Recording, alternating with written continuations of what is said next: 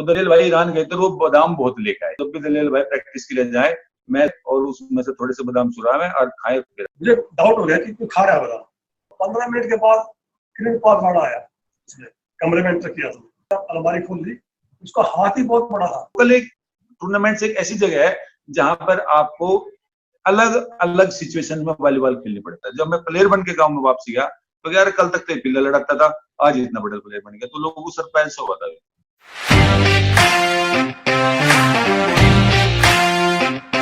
Lockdown with legends में आज हमारे साथ है एक पैशनेट, एक फिट पर्सन, एक बहुत अच्छे इंसान और एक कॉप, केपी राणा। कैसे हैं आप और कैसा रहा आपका लॉकडाउन? लॉकडाउन का पीरियड अच्छा चला अभी तक तो, और भगवान से दुआ करता हूँ कि सभी जो वॉलीबॉल की फैमिली है, वॉलीबॉल से जुड़े लोग हैं, सभी के लिए अच्छा चल रहा हो। मुझे लगता है वॉलीबॉल में आप इंडिया के इकलौते ऐसे शख्स हैं जो जैसे आपकी एज बढ़ रही है, आपका पैशन जो है स्पोर्ट्स के प्रति, वॉलीबॉल के प्रति और ज्यादा हो गया है। और वो इतना ज्यादा हो गया कि आज भी अगर आपके पास कोई आए कि चलिए हमें एक मैच खेलना है, तो आप तुरंत चल देंगे। ये मैं तो नहीं बता सकता कहाँ से है, लेकिन कुछ देखने से जरूर सीखता है आदमी। मैंने भी जब वॉलीबॉल शुरू की थी तो मैं भी 2 आदमी से बहुत इंस्पायर हुआ था इसके लिए। उसी टाइम में मैंने सोचा था कि मैं भी अपने आप को इस तरह फिट रखूंगा। सबसे पहले ए रमना राव, जो नेशनल टीम के कोच भी रहे, आज तक भी वो वाइट फिट हैं, बहुत मेहनत करते हैं अपने ऊपर भी और अपने गेम के ऊपर भी। दूसरा एग्जाम्पल ये है श्रीधरन। श्रीधरन भी इसका एक एग्जाम्पल है। वो 2 लोग ऐसे हैं जिनसे मैंने सोचा था कि लाइफ में अगर मैं आगे इसका वॉलीबॉल को कैरी ऑन कर पाऊंगा, तो मुझे भगवान ने साथ दिया कि मेरे अभी तक हाथ पैर जिंदा है और तभी मैं हिम्मत कर सकता हूँ कि कहीं जाके किसी लिए वॉलीबॉल के लिए खड़ा हो सकूं। खेल तो है जैसा होगा क्योंकि एज फैक्टर है और वो हर आदमी के साथ जुड़ी है, लेकिन फिर भी मेरा मानना है कि अगर आपने एक खेल में जीवन शुरू किया है तो उसके लिए फिटनेस का होना बहुत जरूरी है। और फिटनेस अगर आप कंटिन्यू रखोगे तो आपको उसका मजा अलग से आएगा, इसका कोई अल्टरनेट। तो आपने शुरुआत कैसे की वॉलीबॉल की? किसने आपको पकड़ा? कहाँ से आपके टैलेंट को आइडेंटिफाई किया? मेरा गांव दहा है, जिला बागपत में, दिल्ली से करीब 70 किलोमीटर दूर है। पहले हम लोग मेरठ के वासी होते थे।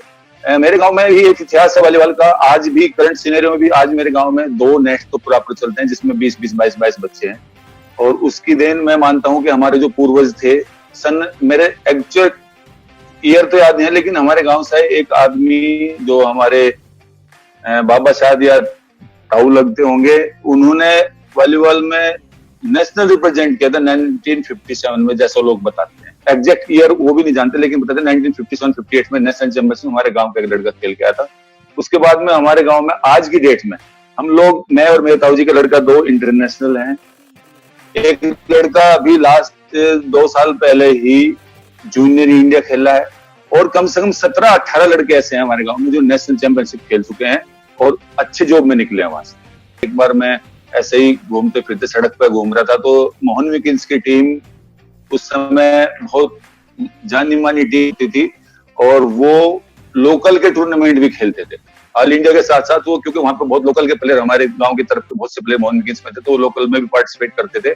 तो उनसे हमारा एक बार मैच खेलने का मौका मिला था काकड़ा गांव में। तो काकड़े में जब उन टीम के हम साथ खेले तो हम लोग बिल्कुल रॉ हैंड थे, बिल्कुल नए बिगिनर्स थे, लेकिन हम उनके सामने अच्छे खेले। तो उनमें से एक वीरेंद्र सिंह है, आज वो मेरे सबसे पहले गुरु वही बने थे।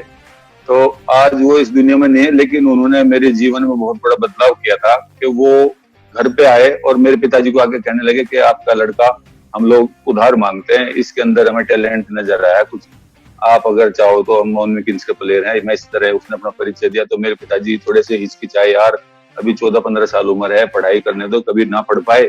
तो उन्हें पहले शुरुआत में उन्होंने मना कर दिया, लेकिन वो अपनी जीत पे ऐसे अड़े कि उन्होंने कह दिया, ताऊ जी अगर आप कुछ भी कर लो, चाहे मुझे मजदूर रख लो, लेकिन मुझे इसको मांगने से दे दो। तो नेक्स्ट डे मीटिंग करी रात में, घर वाले मेरी मम्मी से बात की तो सबने कहा कि ठीक है एक बार चांस ले लेते हैं। तो वो फिर नेक्स्ट डे संडे, मंडे था, मंडे मेरे अपने साथी उसी दिन साथ लेकर मोहन विकिंस में आ गए थे और मेरे को एक ट्रैक सूट उन्होंने पहनाया था जो आज भी मेरे पास रखा है। मोहन विकिंस का बहुत बड़ा कंट्रीब्यूशन है खासतौर से वॉलीबॉल में। और वो क्या चीज थी कि वो जो नजदीक के बच्चे होते थे जिनका घर ग्राउंड से नजदीक था, तो उनको थोड़ा सा प्रेफरेंस मिलता था। ये समझते थे कि हमारे बच्चे जो लोकल के हमले, तो वो जब हम उनको सुबह छोड़ दें तो नेक्स्ट डे मॉर्निंग हमें वो टाइमली रिपोर्ट करते हैं। हम उनको छुट्टी देते हैं तो ये जैसे कोई पंजाब से या ईस्टर्न यूपी से या भाई हरियाणा से ज्वाइन करता था तो वो कम से कम 2 दिन उसको आने जाने का ट्रेवल का टाइम, और उनका एक बिलीव था कि हार्ड वर्क करने से प्लेयर बन जाता है। वो टेक्निकली बिल्कुल साउंड नहीं थे और उन्होंने एक ऐसी लड़ाई हमारे जीवन के साथ लड़ी कि उनको सिर्फ पता होता था कि इनको सिर्फ हार्ड वर्क कराना है, कैसा कराना है, कब कराना है, कोई नॉलेज नहीं थी, लेकिन ये था कि हार्ड वर्क करा दो। वो रनिंग हमारी करीब 40-40 minute 45-50 minute running daily running भी हमारी हो जाती थी, कहीं पूरा हफ्ता रनिंग होती रहती थी। जो आपके सीनियर्स थे उस टाइम पे काफी हार्डवर्क कराया उन्होंने आपको, तो एक तरह से बिल्कुल वो देसी टाइप का हार्डवर्क हुआ करता था। तो वो क्या स्टोरी है कि आपको एक आपका हिटिंग एक्शन ठीक कराना था, हाथ सीधा नहीं हो रहा था, तो आपको एक एक्सरसाइज करने के लिए बोला था उन्होंने।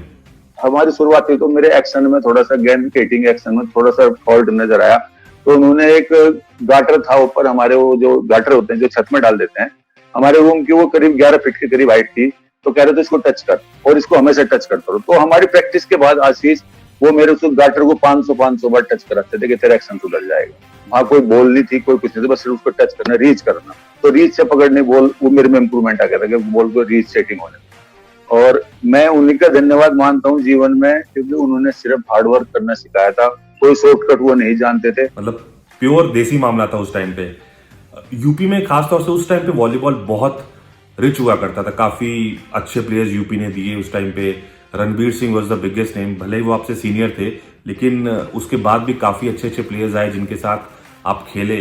तो कैसा रहा आपका एक्सपीरियंस यूपी में खेलने का? सन 88 में मैं यूपी टीम से नेशनल पहली बार खेला था हिसार में, और उस समय में आर.डी. शर्मा और मेहर सिंह एक बहुत बड़ी हस्ती होते थे वॉलीबॉल की, इंडियन वॉलीबॉल की।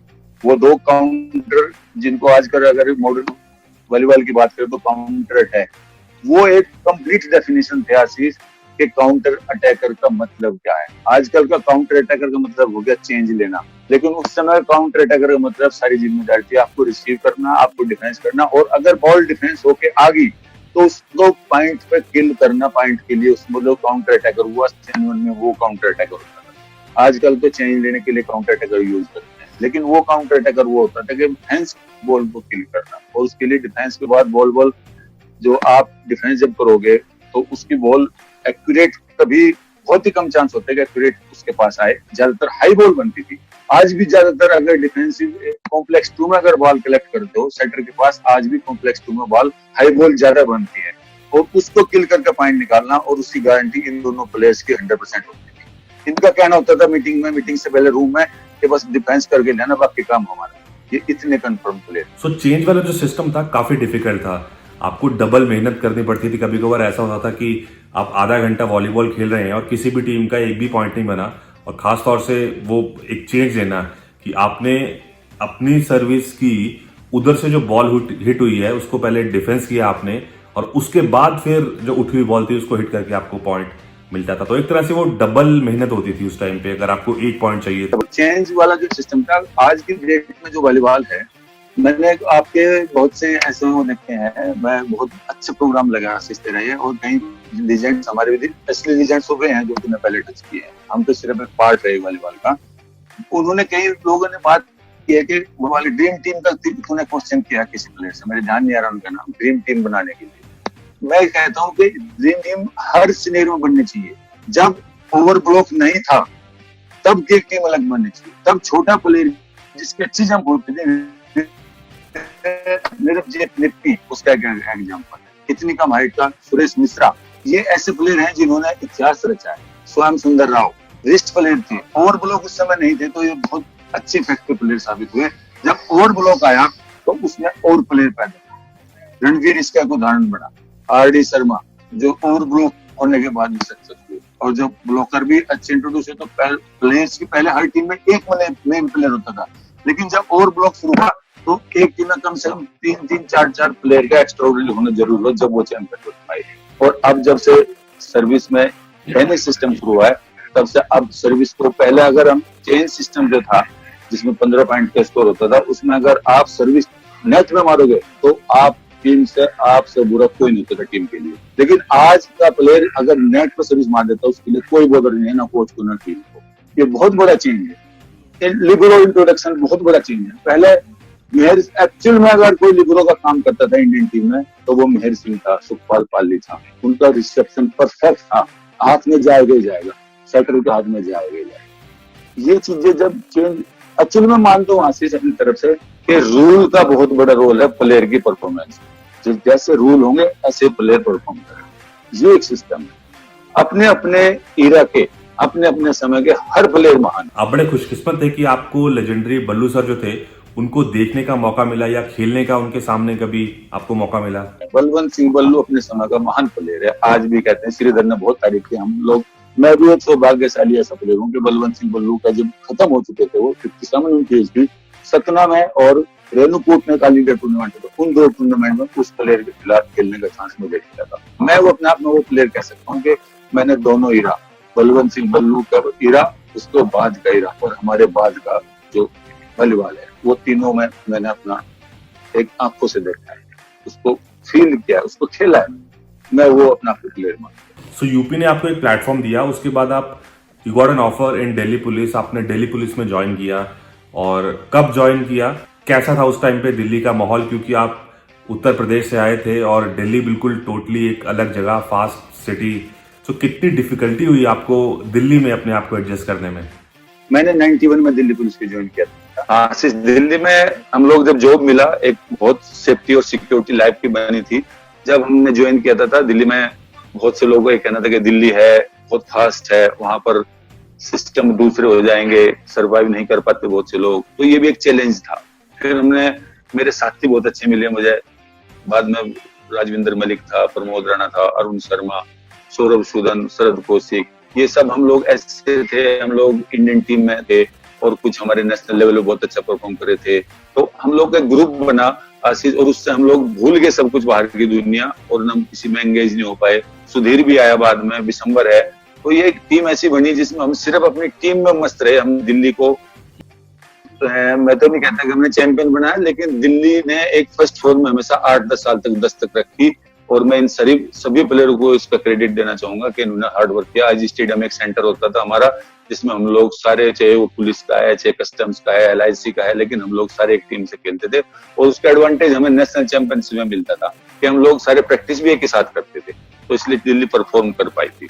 दिल्ली में बहुत बड़े स्टार नहीं थे, लेकिन दिल्ली एक बहुत अच्छी टीम होती थी। एक बड़ी इंटरेस्टिंग चीज हुई थी, आपने शेयर किया था कि क्रुप सर एक नेशनल में आए हुए थे और उन्होंने एक बड़ा अच्छा कॉम्प्लीमेंट दिया था नई दिल्ली टीम को कि मुझे इंडियन टीम अगर सिलेक्ट करनी हो तो मैं दिल्ली की टीम को ले जाऊंगा पूरा।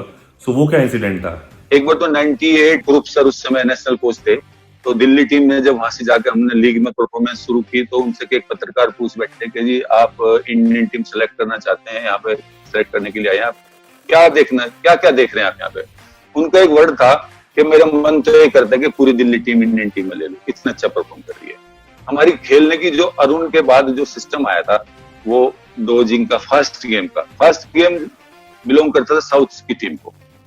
उसके एग्जांपल HPF एक बहुत अच्छी टीम होती, श्रीधर अन्ना ने उसमें वर्क किया था, और HPF आशीष ऐसी टीम थी कि वो 1 मीटर से हाई से बॉल खेलती ही नहीं थी। हम लोग उसके सामने भी खेले और उसका जवाब, उसका तोड़ जो पैदा किया था वो पंजाब ने किया था, पल्ली भाई ने किया था, पंजाब पुलिस ने किया था। वो हाइट ब्लॉक उसके सामने लेकर आए थे और उसको क्रैक किया था उस टीम। HPF टीम ऐसी उभरी थी कि उसने तमाम साउथ की टीमें, चाहे केरला पुलिस हो, चाहे ONGC हो, चाहे कोई भी IOB वगैरह, सबको स्टेट 3 वो मारते थे। लेकिन पंजाब पुलिस में पाली को मैं दाद देता हूँ कि उन्होंने हाई ब्लॉक, जो लेवल ब्लॉक था, वो इंट्रोड्यूस किया और वर्ल्ड लेवल पे भी सेम ऐसे हुआ। नए रूल्स जब आते हैं तो एक सबसे बड़ा सेटबैक ये रहता है कि हमारे इंडिया में जब रूल इम्प्लीमेंट हो रहा होता है, एक्सपेरिमेंटल स्टेज पे होता है, तब हमें मालूम नहीं चलता, बल्कि यूरोपियन कंट्रीज को उस चीज का मालूम चल जाता है, या लैटिन अमेरिकन कंट्रीज को। तो कहीं ना कहीं आपको लगता है कि उस चीज का डिसएडवांटेज हमें मिलता है कि जब रूल एक्सपेरिमेंट हो चुका है, कई कंट्रीज ने उसकी टेस्टिंग कर भी ली है, तो तब वो रूल इंडिया में आता है जब वो फाइनल हो चुका होता है। और उस स्टेज पे बाकी कंट्रीज के पास जो एडवांटेज रहता है वो ये रहता है कि उन्होंने, बाकी कंट्रीज ने उस चीज की टेस्टिंग पहले से ही कर ली है। जो नए रूल आते हैं, जो नए रूल वो अडॉप्ट कर रहे हैं, उन पर पहले वो एक्सपेरिमेंट करते हैं। उन एक्सपेरिमेंट पे जब वो कंफर्म हो जाते हैं, तब वो उसको आगे बढ़ाते हैं, भाई ये रूल होगा। लेकिन हमारा ड्राइवर कहाँ है कि हमारी एंट्री FIVB में, जनरल बॉडी में नहीं है, ABC में। राम अवतार को मैं दाद दूंगा इस बात की, और इस बात के लिए उसको अप्रिशिएट करूंगा कि उसने ABC में कम से कम जगह बनाई है, और इसका कहीं ना कहीं हिंदुस्तान की वॉलीबॉल को फायदा मिलेगा इस बात के लिए कि ABC कोई रूल रेगुलेशन या कोई भी अडॉप्ट करेगा या नई चीज इंट्रोड्यूस करेगा, तो उसमें इंडिया को भी इसकी इन्फॉर्मेशन हो जाएगी।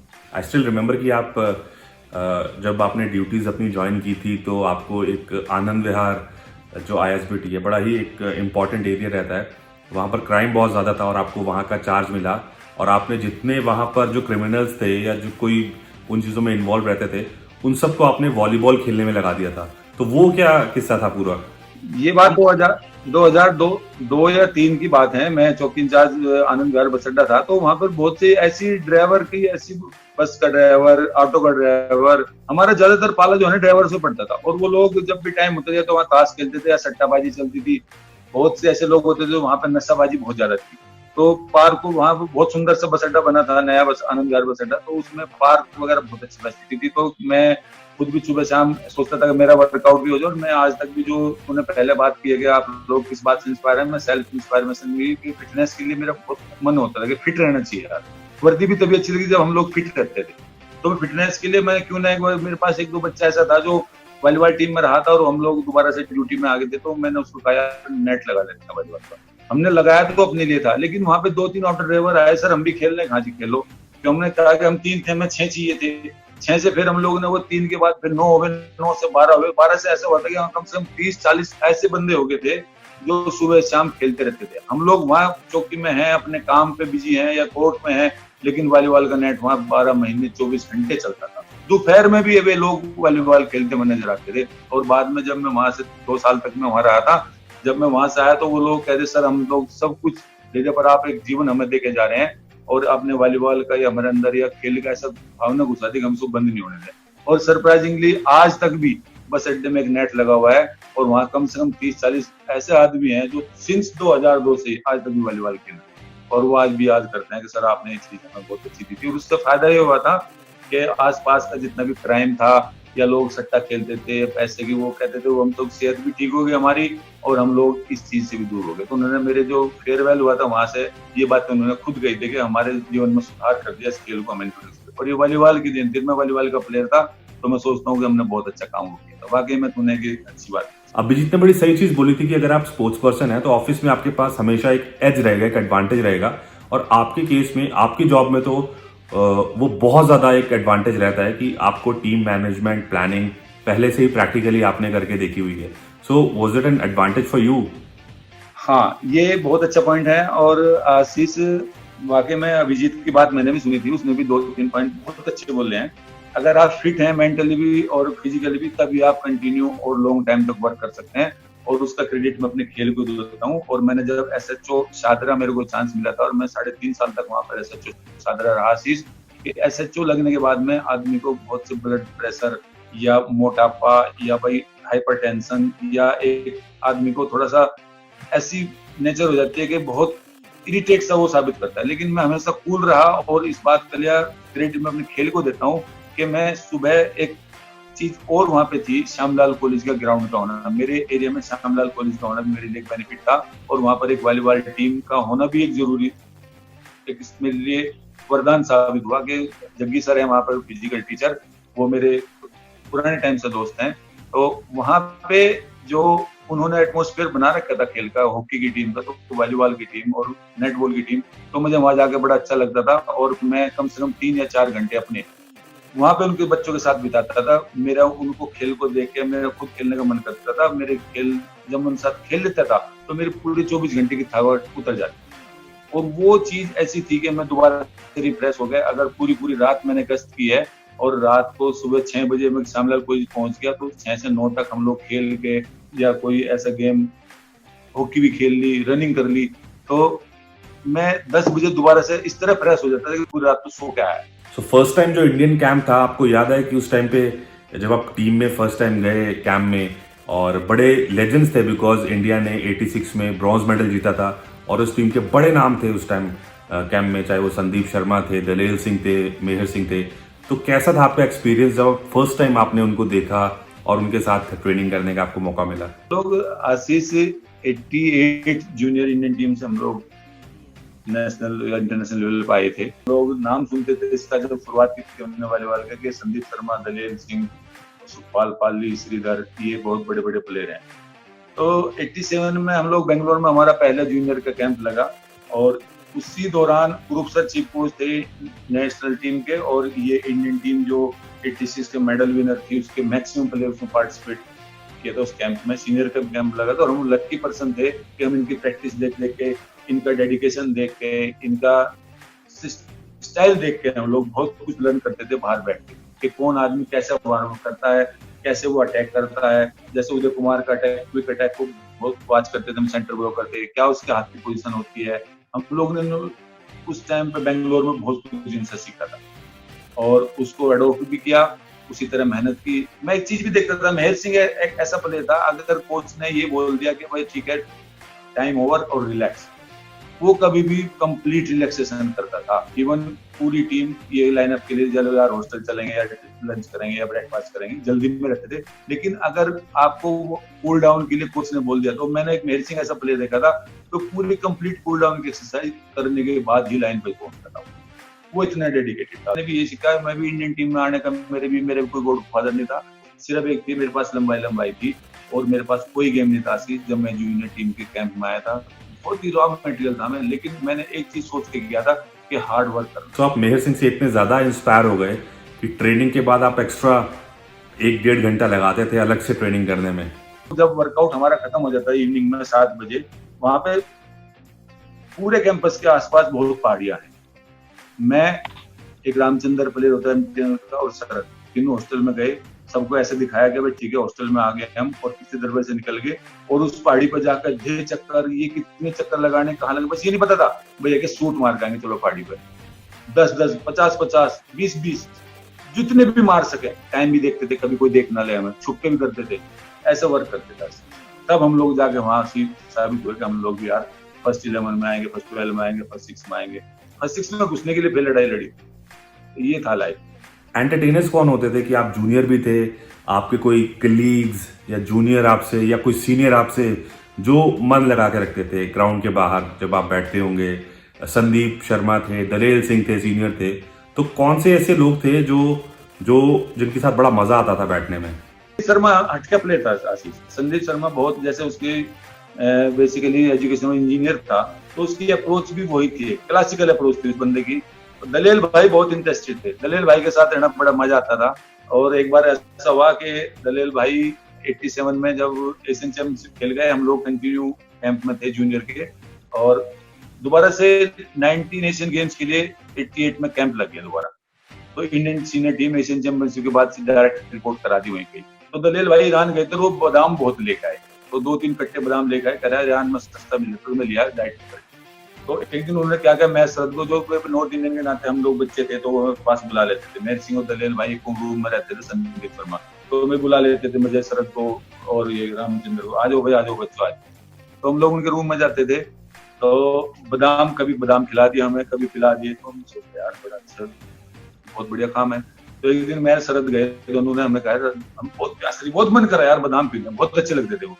तो हमने देखा दलेल भाई का रूम खुला हुआ है, हम उसमें घुसे और दलेल भाई का ना ओपनली सब अलमारी खुली रहती थी, हमने अपना बादाम निकाले, तो उन्होंने वे घोटे और पी के और चुपचाप एज इट इज रखे। तो उन्होंने पहले कट्टे निकाला, तो फिर हमें ऐसा वो मतलब लगा मुंह के हमारे, वो जब भी दलेल भाई प्रैक्टिस के लिए जाए, मैं शरद घुसे और उसमें से थोड़े से बादाम चुरावे और खाए फिर आ जाते।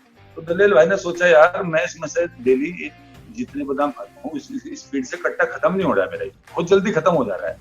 पहले मेरा 1 महीना चलता था, 15 दिन चलता है, क्योंकि हम लोग भी उसमें लगे हुए थे। तो एक दिन क्या हुआ, दलेल भाई प्रैक्टिस के लिए निकले, बाय चांस वो पता नहीं क्या कुछ लेने वापसी आ गए रूम में, और मैं शरद जो है ना बादाम घोट रहे थे, तो उन्होंने मेरे रंगे हाथ पकड़ लिया। तब वो भी बहुत बढ़िया एक मतलब उन्होंने बड़ा अच्छा हमारे साथ सलूक किया था कि कहला कोई बात नहीं, मुझे आज ये पता चलेगा कि तुम लोग खा रहे हो। मैं तो इसलिए चिंतित था कि पता नहीं यार मेरे बादाम क्यों कम हो रहे हैं। बड़े खुश हुए थे, कह रहा तुम अच्छा काम कर रहे हो चोरी करके भी। तो आज भी कभी मिल जाते थे, बोला किरणू यही कहते हैं, बोला तेरे जो काम आ रहे हैं ना मेरे बादाम काम आ रहे हैं। मुझे हाँ भाई साहब बिल्कुल आपको बादाम काम। तो बड़ा ये ऐसे लोग थे। सो अभी हम बात करते हैं इस सेगमेंट की, ये सबसे इंटरेस्टिंग पार्ट है हमारे शो का, जहां पर आपने जनरेशंस के साथ वॉलीबॉल खेला। आपके लिए थोड़ा डिफिकल्ट रहने वाला है ये कि आपको आपके 5 बेस्ट प्लेयर्स चुनने हैं अलग अलग पोजीशन पे। तो since you are a blocker, हम स्टार्ट करेंगे किरणपाल राणा के ऑल टाइम बेस्ट 5 ब्लॉकर्स से। इससे पहले तो मैं निकालूंगा संदीप शर्मा, उदय कुमार, और उसके बाद में जो संदीप, उदय, और तीसरा ब्लॉकर मैं लूंगा सुब्बा राव, तीन। चौथा ब्लॉकर अगर एग्रेसिव सुबे सिंह, गुड। और पांचवा ब्लॉकर ओवरऑल में सबसे करंट सिनेरियो में भी मैं देख रहा हूँ, और वैष्णव, उसकी हिटिंग भी अच्छी है साथ। ये 5 ब्लॉकर मैं अच्छे निकालता हूँ अपने पॉइंट ऑफ व्यू। एक ब्लॉकर का नाम मैं बाई चांस भूल गया, आशीष अरोड़ा। आशीष अरोड़ा को तो इसमें जरूर रखना, ये कर लो, पर आशीष अरोड़ा फर्स्ट 3 में आशीष अरोड़ा है। Sandeep, Uday, no doubt the best blockers of that era. अब हम बात करते हैं सेटर्स की। इसमें आप आपके पसंदीदा सेटर्स को ले सकते हैं, जरूरी नहीं है कि वो इंडियन टीम के ही हो या लेजेंडरी सेटर हो। केपी राणा के ऑल टाइम बेस्ट 5 सेटर्स। सबसे पहले तो नाम लूंगा, अगर ओवरऑल सबसे बड़ा जो सेटर हुआ हिंदुस्तान का, मैं दलेल भाई का नाम लूंगा। दूसरे नंबर पे रविकांत रेड्डी, तीसरे नंबर पे आशीष में अरुण का नाम लूंगा। अरुण ने ऐसा था कि कम हाइट के बाद, बेशक उसको इंटरनेशनल नहीं दिया, लेकिन उसने नेशनल चैंपियनशिप में अपने आप को साबित किया और लोगों का ध्यान आकर्षित किया था उस बंदे ने कम से कम 10 साल तक, कि हाँ दिल्ली टीम में अरुण भी आया है। नहीं, इतनी कम हाइट के बाद तो उसके पास सेटिंग की जो क्वालिटी थी वो मैं बहुत ही कम लोगों को पाते, इवन दो रविकांत और दलेल के पास भी सेटिंग की वो क्वालिटी मैं नहीं मान सकती। थर्ड नंबर पे आशीष में रविकांत बोलूंगा। फोर्थ नंबर पे उकरा पांड्यन आ जाएगा, मैं उकरा को लूंगा फोर्थ नंबर, जम सेटिंग के बाद।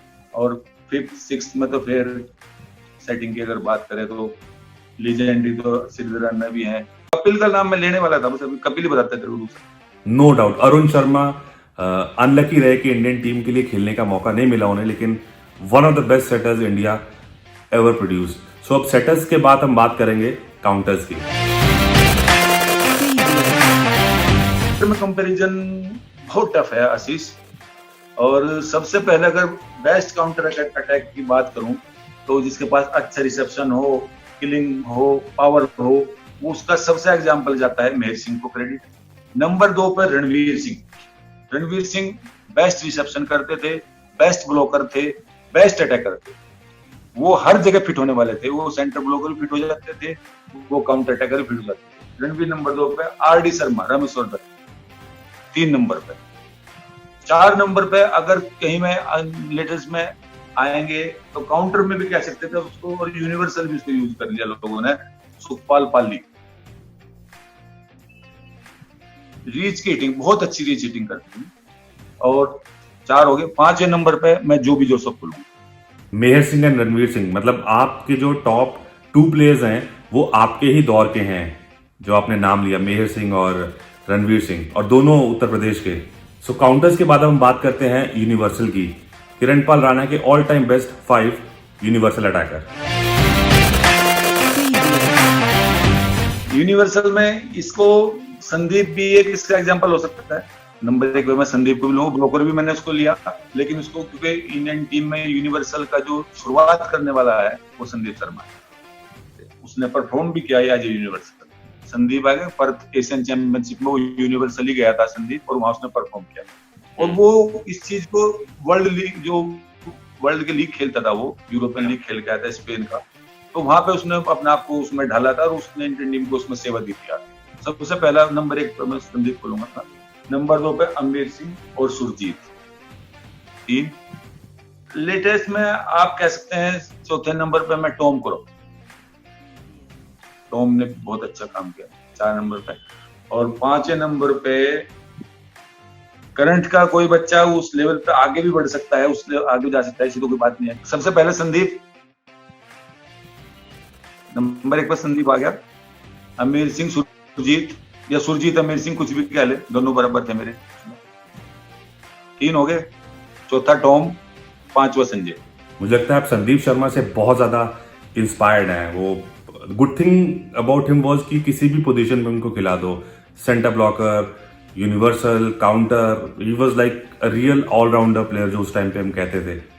तो अभी हम बात करेंगे जो सबसे इंपॉर्टेंट चीज है, सिंस आपने अलग अलग जनरेशंस देखी हैं, तो क्या डिफरेंस आ गया जब आपके टाइम पे प्लेयर्स हुआ करते थे, उनके एटीट्यूड में और अभी जो प्लेयर्स हैं उनके एटीट्यूड में, क्या आपको डिफरेंस नजर आता है? आशीष, पहले वाले प्लेयर में ये थोड़ा सा एक बहुत ही बड़ा चेंज मैं देखता हूँ। पहले जो प्लेयर थे वो जूनियर के लिए रिगार्ड करते थे, जूनियर के लिए शर्म थी उनके अंदर, यार ये जूनियर है हमारे से, ये हमारे बारे में क्या सोचेंगे, उनके अंदर एक शर्म थी। आज कहने को तो इसको ये कह दिया गया कि भाई आज तो मॉडर्न जमाना है, सब बराबर है, इक्वलिटी कहने लगे इसको ज्यादातर हम लोग। ऐसा नहीं, सब बराबर है यार, अपना छोटा भाई भी है, कोई बात नहीं। लेकिन वो जो एक गैप रखा जाता था ना, वो एक बहुत बढ़िया चीज थी। और उसका फायदा ये मिलता था कि अगर जूनियर को सीनियर से हेल्प की जरूरत है तो उसको उसकी करनी पड़ती थी, और सीनियर को अगर जूनियर से कोई चीज की जरूरत है तो वो उसके लिए अधिकार से मांग सकता था। तो ये चीज अब खत्म होगी, वो इस बात के लिए खत्म नजर आ रही है कि हम लोग इसको मॉडर्न उसको मानने लगे, एटमॉस्फेयर, कि नहीं हम लोग सब बराबर हैं, कोई छोटा नहीं कोई बड़ा नहीं। लेकिन वो इसलिए यूजफुल थी कि बस एक मोरल जो था ना आदमी का, मोरल कैरेक्टर को डिफाइन करने के लिए वो गैप रखना जरूरी होता था, बस। शर्म आती थी अगर हम लोग सीनियर प्लेयर सामने से आ रहा है नेशनल चैंपियनशिप में, तो हम लोग थोड़े से हिचकते थे। आज की तारीख में अगर सीनियर प्लेयर सामने से आ रहा है और करंट प्लेयर भी जा रहे हैं, तो वो थोड़ा सा वो वाली हिचक नहीं रही। ये पता नहीं समाज क्यों बदला है, बदलाव की देन है, या भाई आप लोग हमारे परवरिश की देन है, या हमारे जो करंट सिनेरियो की देन है, ये मैं नहीं कह सकता। सो एक इम्पॉर्टेंट चीज जो ये कि हमें पता चला है कि आप बचपन में जो पिल्ले होते थे, पपीज होते थे, उनको लड़ाया करते थे और बड़े फेमस थे आप। मतलब 6 फुट 6 इंच का 5 इंच का व्यक्ति कोई उस टाइम पे जब आप छोटे थे, तो वो छोटे छोटे पिल्ले लड़ा रहा है, और वहां से फिर आप इंडियन टीम में आए, तो वो सही बात है? हाँ, अच्छा, तो हाँ बिल्कुल, मेरे को बहुत शौक था चीज, जो मतलब एक पालतू कुत्ते नहीं, जो स्ट्रीट्स पे जो घूमने वाले, जो मोहल्ले में जो जिसको आप आवारा कुत्ते कहते हैं, वो उनसे मुझे बहुत लगाव होता था। क्योंकि मैं सोचता था बचपन में कि यार इनकी कोई कुछ करने वाला नहीं। जब हमारे यहाँ कोई बच्चे देती थी कोई भी फीमेल, तो हम लोग उसको बड़ा केयर करते थे, बचपन से मेरी आदत थी। मैं अपने जो पशु होते थे घर में, मेरे घर में करीब 4-5 भैंसे, बैल, सब छोटे छोटे उनके बच्चे होते थे, गाय के बच्चे होते थे, तो उनसे भी मेरा बड़ा लगाव रहता था। तो पता नहीं क्यों मेरे बाई नेचर आज की तारीख तक भी मेरे घर के नीचे भी अगर कोई बाहर का स्ट्रीट डॉग कोई है, तो मेरे घर पर मैं से शाम को दूध या उसके बच्चे को जरूर पिला के आ जाता हूँ।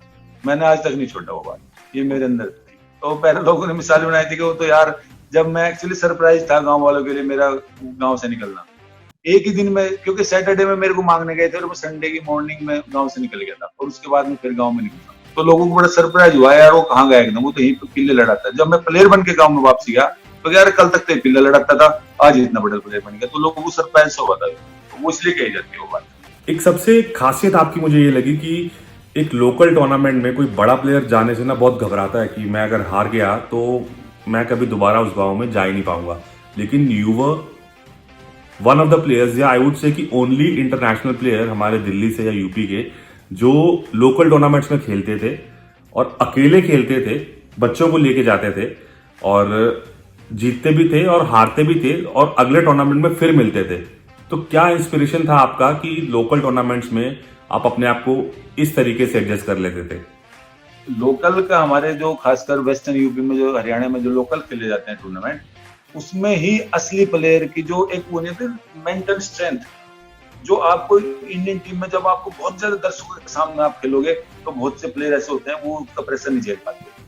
अगर मैं तो ये कहता हूँ, अगर आपको बहुत स्ट्रॉन्ग प्लेयर बनना है और हर फील्ड में मास्टर बनना है, तो लोकल एक टूर्नामेंट एक ऐसी जगह है जहां पर आपको अलग अलग सिचुएशन में वॉलीबॉल खेलनी पड़ती है।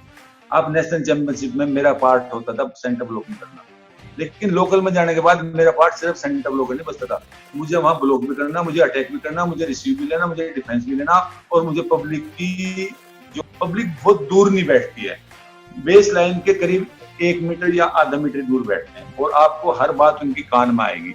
आपको शोर तो सुनता होगा, लेकिन पर्टिकुलर वर्ड्स आपके कान में आ रहे हो, वो आपको लोकल में ही आप उस चीज को फील कर सकते हो। तो अगर आप उन चीजों को झेलने के बाद भी परफॉर्म कर जाओगे, तो आपको मैं कहता हूँ लोकल से लेकर इंटरनेशनल लेवल तक कोई आपको फेल नहीं कर सकता।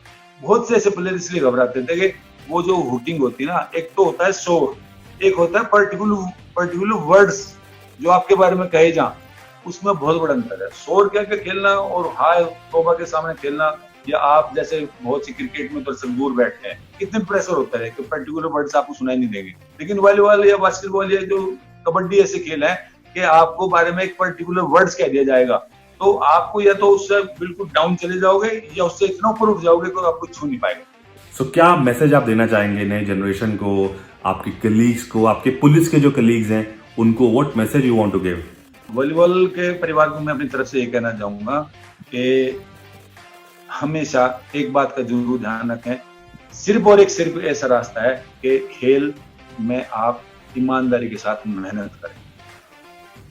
हार्ड वर्क ही एक ऐसी सीढ़ी है जो आपको उस जगह तक पहुंचा सकती है जहां आपकी मन में इच्छा है। उससे अलग कोई रास्ता नहीं है, मेरा तो यही चीज मैं और बताना चाहूंगा आशीष। मैंने 2009 में जो एक इनिशिएट किया था वो अपने गांव में कैंप लगाने के लिए, मैंने जाके गांव में जब मैं कुछ पाया था वॉलीबॉल से, तो मैं समझाया अपने जो गांव के बच्चे शुरुआत करते हैं क्यों ना मेरे गांव, क्योंकि हम जब गांव में खेलते हैं हमारे पास वॉलीबॉल का बहुत शॉर्टेज होती है, बहुत बड़ी शॉर्टेज होती है। और मेरे से एक सीनियर प्लेयर है, तो एक दिन मैंने उसे डिस्कस किया जाके, तो उसने कहा कम से कम 10-10 प्लेयर, एक 10-10 बॉल हमारे गाँव में रखी हो और बच्चे खेलने के लिए आए, तो इससे बड़ा क्या मजा होगा। तो मैंने यही सोच के एक दिन गाँव निकल गया था, मेरे पास कुछ भी नहीं था, सिर्फ जाके शुरुआत करने के लिए बच्चे इकट्ठे करके, और एक मैंने समर कैंप लगाया था 2 महीने का, जिसमें मेरे गांव के आसपास मेरे एक साथी था भूपेंद्र, उसको मैं बहुत मिस करता हूँ लाइफ में, अभी वो नहीं है।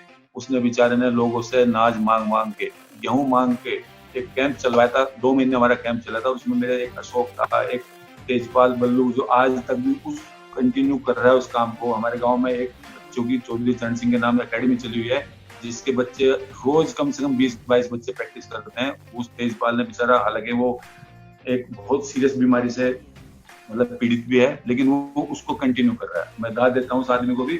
और हमारे गांव में जो वॉलीबॉल चल रही है, मैं चाहता हूँ हर एक गांव में ऐसे वॉलीबॉल के सेंटर बने, बच्चे खेलें।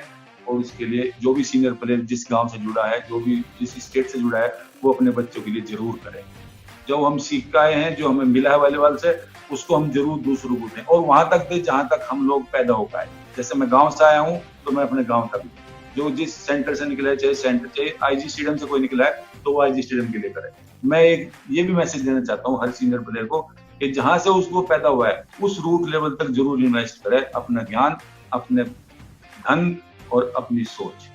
Thank you so much for your time. बड़ा मजा आया आपसे बात करके, आपके बारे में जानकारी मुझे तो काफी थी, लेकिन जो नई जनरेशन है जो खेल रही है आपके गांव में, उत्तर प्रदेश में, हरियाणा में, उनको बहुत ही ज्यादा मोटिवेशन मिलेगा और इंस्पिरेशन मिलेगा इन सब बातों से कि किस तरीके से आपको रहना है, किस तरीके से एडजस्टमेंट करने हैं, और कैसे एक व्यक्ति, एक बच्चा एक बड़ा प्लेयर बन सकता है। और उम्मीद करता हूं कि जरूर इन सब चीजों को सुन के नए बच्चे प्रभावित होंगे और जरूर बहुत अच्छे प्लेयर बनेंगे। Thank you so much for your time.